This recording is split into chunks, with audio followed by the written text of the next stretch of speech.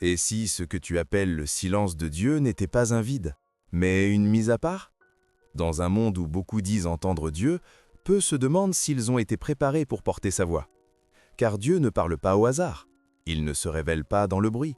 Il ne confie pas ses secrets à la foule. Avant de parler, Dieu façonne. Avant d'envoyer, il sépare. Avant d'utiliser une vie, il la traverse par le feu. Si ce message résonne dans ton cœur aujourd'hui, ce n'est peut-être pas une simple vidéo. C'est peut-être un rappel du ciel, un appel discret mais profond. Dans cette vidéo, je vais te partager 7 signes spirituels puissants qui révèlent qu'une personne a été choisie par Dieu pour une mission.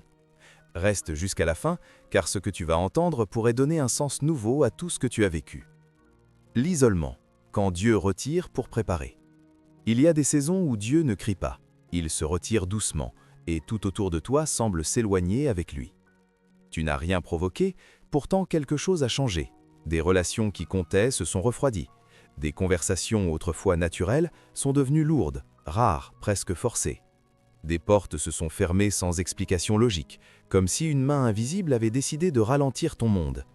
Au début, tu as cru que c'était une perte, puis une injustice, puis peut-être même une punition. Mais l'isolement divin ne commence jamais comme une bénédiction visible. Il commence comme un manque. Dieu ne coupe pas pour faire souffrir, il coupe pour dégager l'espace, car certaines voix empêchent la sienne d'être entendue. Quand Dieu choisit quelqu'un, il l'éloigne d'abord du bruit, non parce que le bruit est mauvais, mais parce qu'il empêche l'écoute profonde. Il y a des vérités que Dieu ne dit jamais en public. Il y a des directions qui ne se révèlent qu'en tête-à-tête. Dans cette saison, tu as peut-être essayé de t'accrocher, de forcer certaines connexions, de rester dans des cercles où ton esprit n'était plus nourri. Mais plus tu insistais, plus tu te sentais vide. Ce n'est pas que tu n'aimes plus les autres, c'est que ton âme a été déplacée. Dieu agit ainsi depuis toujours. Il emmène Abraham loin de sa terre familière. Il conduit Moïse dans le désert avant de lui confier une nation. Il forme Jean-Baptiste loin des foules avant de lui donner une voix qui secoura tout un peuple. Avant la mission, il y a toujours le retrait. Avant la parole, le silence. Avant l'envoi, la mise à part. Dans l'isolement, Dieu ne t'enlève pas les autres pour te briser. Il te retire les appuis humains pour devenir lui-même ton soutien. Il enlève les applaudissements pour bâtir la fidélité. Il enlève les distractions pour affiner la perception. C'est là que tu apprends à prier sans réponse immédiate, à avancer sans confirmation extérieure, à rester fidèle même quand personne ne regarde. Et c'est inconfortable, parce que l'isolement expose tout ce qui était caché, les peurs, les dépendances, les blessures non guéries, les fausses identités construites sur le regard des autres. Mais Dieu ne révèle jamais pour humilier, il révèle pour guérir. Dans cette solitude, ton cœur commence à parler, et pour la première fois, tu l'écoutes vraiment. Tu découvres que tu n'es pas abandonné, tu es observé, façonné, préparé. Car Dieu ne parle pas à ceux qui fuient le silence, il parle à ceux qui acceptent d'y demeurer. Et si cette solitude que tu vis n'était pas un mal, mais le seuil d'une conversation sacrée qui n'a pas encore commencé? Quand le péché ne te laisse plus en paix. Il fut un temps où certaines choses glissaient sur toi sans laisser de traces. Des paroles, des pensées, des attitudes. Tu savais que ce n'était pas juste, mais tu passais à autre chose. Aujourd'hui, ce n'est plus possible. Même lorsque personne ne te voit, quelque chose en toi se serre. Ton cœur devient lourd, ton esprit n'est plus tranquille. Ce qui semblait banal autrefois te brûle désormais de l'intérieur. Ce changement n'est pas une faiblesse morale, ce n'est pas non plus une sensibilité excessive, c'est un signe. Quand Dieu pose sa main sur une vie, il commence par toucher la conscience. Il ne transforme pas d'abord les circonstances, il transforme le regard intérieur. Ce qui ne dérange pas les autres devient pour toi un combat. Là où certains négocient, tu ressens une résistance. Là où d'autres justifient, tu ressens un malaise. Tu n'arrives plus à tricher avec ta propre âme. Tu peux sourire extérieurement, continuer à avancer, mais à l'intérieur, quelque chose te rappelle à l'ordre. Une voix douce mais ferme, un poids invisible mais réel. Tu n'as plus seulement peur des conséquences, tu es attristé par la distance que le péché crée entre toi et Dieu. C'est là que beaucoup se trompent. Ils pensent que cette douleur est un problème à éliminer. Il cherche à la faire taire par le bruit, la distraction, l'activité. Mais cette douleur est une grâce, car lorsque Dieu choisit quelqu'un, il ne le laisse plus vivre dans l'indifférence spirituelle. Il ne permet plus que le cœur s'endurcisse, il ne tolère plus les compromis répétés. Ce feu intérieur n'est pas là pour te condamner, il est là pour te préserver. Tu tombes peut-être encore, tu luttes encore, mais tu ne peux plus aimer ce qui t'éloigne de Dieu. Et cela change tout. Tu commences à désirer la pureté, non par obligation religieuse, mais par amour. Tu veux que tes pensées soient alignées, que ton regard soit propre, que tes intentions soient vraies. Non parce que tu es devenu parfait, mais parce que tu as été touché. Dieu n'a pas encore révélé toute ta mission, mais il a déjà commencé son œuvre la plus profonde, te rendre incompatible avec une vie superficielle. Ce malaise intérieur agit comme une alarme spirituelle. Il se déclenche chaque fois que tu t'éloignes de ce pourquoi tu as été appelé. Et plus tu avances, plus tu comprends une chose troublante. Ce que tu tolères diminue, mais ce que tu désires augmente. Tu ne peux plus te satisfaire d'une foi tiède. Tu ne peux plus te cacher derrière des excuses spirituelles. Tu sais quand quelque chose n'est pas juste. Et même si tu essaies d'ignorer cette voix, elle revient. Encore. Toujours. Parce que Dieu discipline ceux qu'il aime.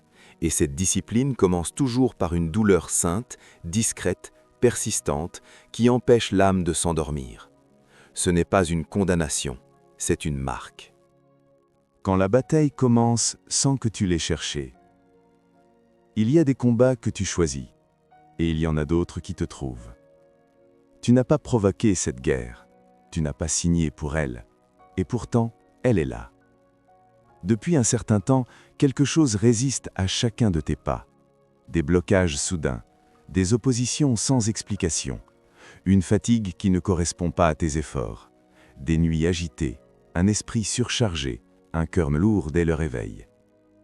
Tu fais tout comme il faut, mais intérieurement c'est le chaos. Beaucoup appellent cela du stress, d'autres parlent de malchance, mais au fond de toi, tu sais que ce n'est pas seulement naturel. Quand Dieu commence à marquer une vie, le monde invisible réagit. La lumière dérange toujours les ténèbres, même lorsqu'elle n'est pas encore pleinement visible. Tu n'es pas attaqué pour ce que tu as fait, tu es attaqué pour ce que tu portes. Il y a en toi quelque chose qui menace un équilibre obscur, un appel encore flou, mais réel, une destinée encore cachée, mais déjà active. C'est pour cela que les coups semblent parfois disproportionnés. Pourquoi tant de pression pour une vie encore ordinaire en apparence? Pourquoi tant de résistance alors que tu cherches simplement à marcher droit? Parce que le combat précède souvent la révélation. Regarde les Écritures. Joseph est combattu avant d'être élevé. David est poursuivi avant d'être couronné. Daniel est attaqué à cause de sa fidélité, pas de sa rébellion. Le ciel annonce, les ténèbres contestent. Et ce qui rend cette bataille si difficile, c'est qu'elle est souvent silencieuse. Personne ne voit ce que tu portes. Personne ne comprend pourquoi tu es épuisé sans raison apparente. Même tes proches peuvent minimiser ce que tu vis. Mais toi, tu sais. Tu sens cette pression invisible, ce poids constant, cette impression d'être observé, ciblé, éprouvé. Et parfois, tu te demandes si tu vas tenir. Mais ces combats ne sont pas là pour te détruire. Ils sont là pour te former. Chaque prière murmurée dans l'ombre construit une autorité intérieure. Chaque larme retenue affine ton discernement. Chaque résistance supportée élargit ta capacité spirituelle. Ce que tu endures aujourd'hui prépare ce que tu porteras demain. Car Dieu ne confie jamais une mission sans d'abord forger l'endurance. Il ne donne jamais une voix à quelqu'un qui ne sait pas tenir debout dans la tempête. Si tu n'avais rien à offrir, il n'y aurait pas de combat. Si ta vie n'avait aucun impact à venir, il n'y aurait pas de résistance. Mais tu es encore là. Fatigué peut-être, ébranlé sûrement, mais pas vaincu. Le feu que tu traverses ne consume pas ton appel, il le durcit, il le purifie, il le rend impossible à éteindre. Et même si tu ne vois pas encore ce que Dieu prépare, le combat que tu vises aujourd'hui prouve déjà qu'une bataille plus grande se joue autour de ta vie. Quand ton âme commence à chercher le ciel, il y a un moment étrange, difficile à dater, où quelque chose change à l'intérieur. Rien d'extérieur n'a vraiment bougé, la vie continue, les habitudes sont les mêmes, et pourtant, tu ne te reconnais plus totalement. Ce qui te satisfaisait hier te laisse aujourd'hui vide. Les distractions perdent leur goût, les conversations superficielles t'épuisent. Tu souris, mais ton âme reste ailleurs. Tu ne sais pas exactement ce que tu cherches, mais tu sais ce que tu ne veux plus. Il y a en toi une faim nouvelle, silencieuse, persistante. Parfois, elle se manifeste sans raison apparente, une envie soudaine de prier sans demande précise, le besoin d'ouvrir la Bible, non par devoir, mais par soif. Des larmes qui montent sans explication claire. Ce n'est pas une émotion passagère, c'est un appel intérieur. Dieu n'attend pas toujours que tu comprennes pour t'attirer. Il s'approche de ton esprit avant de t'expliquer le chemin. Il touche ton désir avant de révéler ta destination. Cette attraction vers le ciel est une semence, invisible pour les autres, mais bien réelle pour toi. Tu ressens que ta vie ne peut plus se limiter à ce que le monde propose. Réussir ne suffit plus, accumuler ne comble plus, briller n'apaise plus. Ton âme cherche quelque chose d'éternel. Et plus tu avances, plus tu ressens un décalage. Les priorités changent, les urgences se déplacent. Ce qui passionne ton entourage te laisse indifférent, tandis que ce qui les ennuie t'appelle profondément. Tu es attiré par la vérité, pas par la spectacle, par la présence, pas par l'apparence, par la profondeur, pas par le bruit. Dieu parle ainsi à ceux qui l'attirent, sans mots mais avec insistance, sans contrainte mais avec force. Tu pourrais essayer d'ignorer cette soif, la noyer dans l'activité, la faire taire par les responsabilités, mais elle revient toujours, la nuit, dans le silence, quand tout s'arrête. C'est là que tu ressens le plus clairement que ton âme a été touchée, que quelque chose d'invisible t'appelle vers le haut, que tu es en train d'être déplacé intérieurement bien avant tout changement visible. Dieu n'allume pas cette faim chez tout le monde, il ne dérange pas les cœurs qu'il ne veut pas conduire plus loin. Cette attraction est un langage sacré, une invitation discrète, une orientation intérieure. Tu n'as peut-être pas encore les mots, tu n'as peut-être pas encore la vision complète, mais ton esprit sait déjà une chose, revenir en arrière n'est plus possible. Quelque chose en toi a vu la lumière, et même si elle est encore lointaine, ton âme a commencé à marcher dans sa direction. Quand tu portes des fardeaux qui ne sont pas les tiens, il y a des jours où ton cœur devient trop lourd sans raison apparente. Rien de personnel ne s'est passé. Ta vie n'est pas en crise. Et pourtant, quelque chose te serre à l'intérieur. Tu penses à des personnes que tu ne connais pas, à des situations que tu ne vis pas, à des souffrances que tu n'as jamais traversées. Et cela t'affecte profondément. Tu peux entendre une histoire, voir un visage, lire une phrase et sentir une vague monter en toi. Parfois des larmes, parfois une prière spontanée, parfois un silence chargé. Ce n'est pas de la sensibilité excessive, ce n'est pas de l'émotivité mal contrôlée. C'est un poids spirituel. Quand Dieu choisit quelqu'un, il lui permet de ressentir ce que lui ressent. Il ouvre le cœur pour y déposer une part de son fardeau. Tu ressens la détresse derrière les sourires, la fatigue cachée derrière les discours forts, la solitude dissimulée derrière l'apparence. Tu ne vois pas seulement les comportements, tu perçois les blessures. Et parfois, cela t'épuise, parce que tu ne peux pas faire semblant de ne pas voir. Tu ne peux pas détourner le regard. Tu ne peux pas rester indifférent. Quelque chose en toi refuse l'indifférence. Tu pries pour des gens qui ne sauront jamais que tu l'as fait. Tu intercèdes pour des situations qui ne t'apportent rien en retour. Tu portes intérieurement des combats qui ne sont pas les tiens. Et souvent, tu te demandes pourquoi. Pourquoi toi? Pourquoi ce cœur trop sensible? Pourquoi cette douleur qui surgit sans prévenir? Parce que Dieu ne confie pas son cœur à des cœurs fermés. Il cherche des âmes capables de porter sans posséder, d'aimer sans être vues, de souffrir sans être reconnues. Cette compassion n'est pas un cadeau confortable. C'est une responsabilité silencieuse. Elle t'oblige à prier quand tu préférerais te reposer, à aimer quand tu pourrais te protéger, à rester ouvert quand tout te pousse à te fermer. Et pourtant, malgré la fatigue, tu continues, parce que quelque chose en toi sait que ce fardeau a un sens, que cette douleur n'est pas inutile, qu'elle participe à quelque chose de plus grand que toi. Dieu forme ainsi des intercesseurs, Pas toujours derrière des micros, pas toujours visible, mais essentiel. Tu es peut-être discret, peu remarqué, parfois même incompris. Mais dans l'invisible, ton cœur est actif, ton esprit est connecté, ta compassion devient un langage que Dieu comprend. Ce que tu ressens n'est pas une faiblesse à corriger, c'est une capacité spirituelle en train de s'affiner.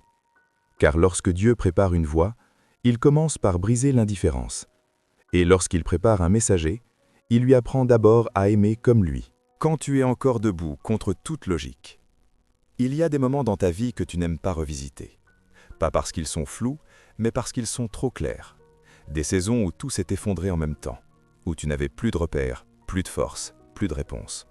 Tu as connu des nuits longues, des silences lourds, des matins où se lever demandait plus de courage que le monde ne pouvait l'imaginer. Tu as été trahi là où tu faisais confiance, abandonné là où tu espérais être soutenu, brisé à des endroits que personne n'a jamais vus. Et pourtant, tu es encore là. Parfois, tu te demandes toi-même comment tu as tenu. Ce n'était pas ta force, ce n'était pas ta sagesse, ce n'était même pas ta foi certaines nuits. Il y a eu des instants où prier semblait impossible, où croire ressemblait à un effort vide, où tu avançais par automatisme, sans espérance claire. Et malgré tout, quelque chose t'a empêché de tomber complètement. Tu aurais dû t'effondrer, tu aurais dû abandonner, tu aurais dû rester à terre. Mais non, quelque chose, ou plutôt quelqu'un, t'a maintenu quand tu n'avais plus rien à quoi te raccrocher, quand tu n'avais même plus la force de demander de l'aide, quand ton propre souffle semblait fragile. Tu n'as pas vu d'ange, tu n'as pas entendu de voix, mais tu as été porté. Il y a des blessures que tu portes encore, des cicatrices qui n'ont pas complètement disparu, des souvenirs qui se réveillent sans prévenir. Mais ces marques racontent une histoire que peu de gens peuvent raconter, celle d'une survie inexplicable. Dieu ne laisse pas vivre ce qu'il n'a pas l'intention d'utiliser. Il ne préserve pas d'une vie par accident, il ne garde pas quelqu'un debout sans raison. Ce que tu as traversé n'était pas un tombeau, c'était une fournaise. Tu as marché au milieu du feu sans comprendre pourquoi tu n'étais pas consumé. Tu as respiré dans des environnements où l'âme manque d'air. Tu as survécu à des saisons où d'autres se seraient éteints. Et aujourd'hui encore, même si tu te sens parfois fragile, il y a en toi une profondeur que seules les épreuves peuvent creuser. Tu regardes le monde différemment. La souffrance des autres ne te laisse plus indifférent. La superficialité te semble étrangère. Tu sais ce que signifie tomber. Tu sais ce que signifie se relever sans applaudissements. Cette survie n'a pas effacé la douleur. Elle lui a donné une voix silencieuse, une autorité discrète. Parce que lorsque Dieu garde quelqu'un en vie à travers le chaos, ce n'est jamais seulement pour lui-même. Quelque chose de précieux a été déposé dans cette traversée. Quelque chose qui ne pouvait naître que dans la perte, la confusion, l'attente. Tu es encore debout, pas intact, mais présent.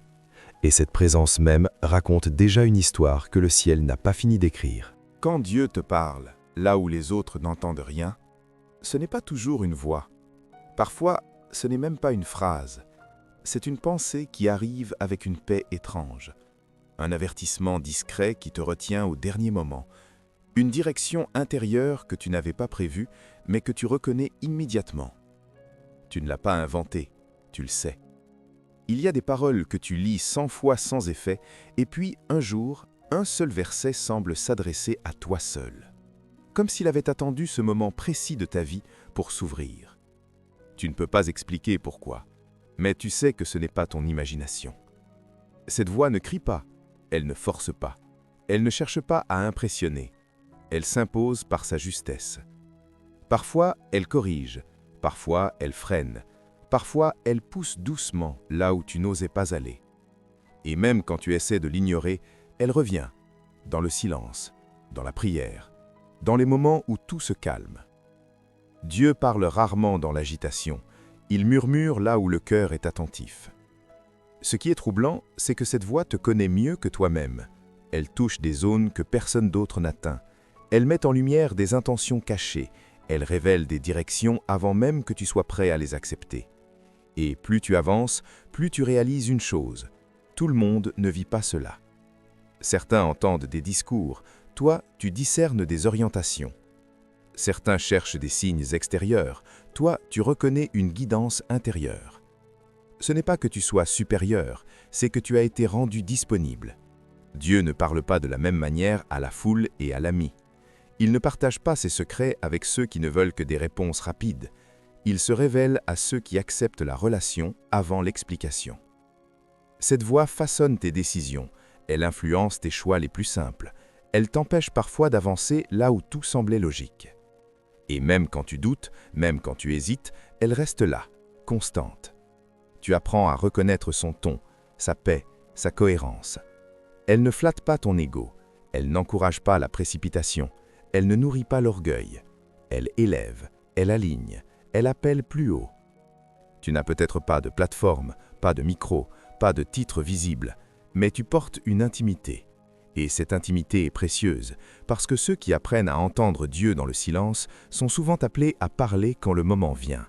Pas pour faire du bruit, mais pour transmettre ce qui a été reçu dans le secret. Cette voix ne te quitte pas, elle marche avec toi, elle t'attend dans les moments calmes, elle se manifeste quand ton cœur s'ouvre, et même lorsqu'elle se tait, elle laisse une trace, une orientation intérieure, une certitude profonde que tu n'avances pas seul. Si tu as entendu, ne reste pas silencieux. Si tu es arrivé jusqu'ici, ce n'est pas un hasard. Les mots que tu as entendus n'ont pas simplement traversé ton esprit, ils ont touché quelque chose de plus profond. Peut-être que certaines parties ont réveillé des souvenirs, peut-être que d'autres ont mis des mots sur ce que tu n'avais jamais su expliquer. Cette solitude, ces combats, cette faim intérieure, cette voix discrète qui ne te laisse jamais vraiment tranquille, tout cela raconte une histoire, et cette histoire n'est pas terminée. Dieu ne révèle pas ces choses pour flatter, il les révèle pour appeler, pour réveiller, pour aligner. Si tu t'es reconnu dans ce message, ne garde pas cela pour toi. Écris-le, déclare-le, dis dans les commentaires « Je comprends mieux ce que Dieu fait dans ma vie ». Ton témoignage peut toucher quelqu'un d'autre qui traverse la même saison en silence.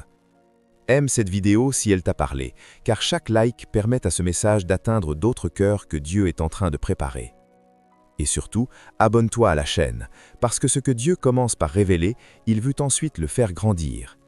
D'autres messages viendront nourrir ta foi, fortifier ton appel et t'aider à marcher avec clarté dans ce que Dieu prépare pour toi. Ne fuis pas ce que tu ressens, ne minimise pas ce que ton cœur a reconnu. Si Dieu t'a parlé aujourd'hui, c'est qu'il n'a pas fini avec toi. Reste attentif, reste disponible et surtout, reste à l'écoute.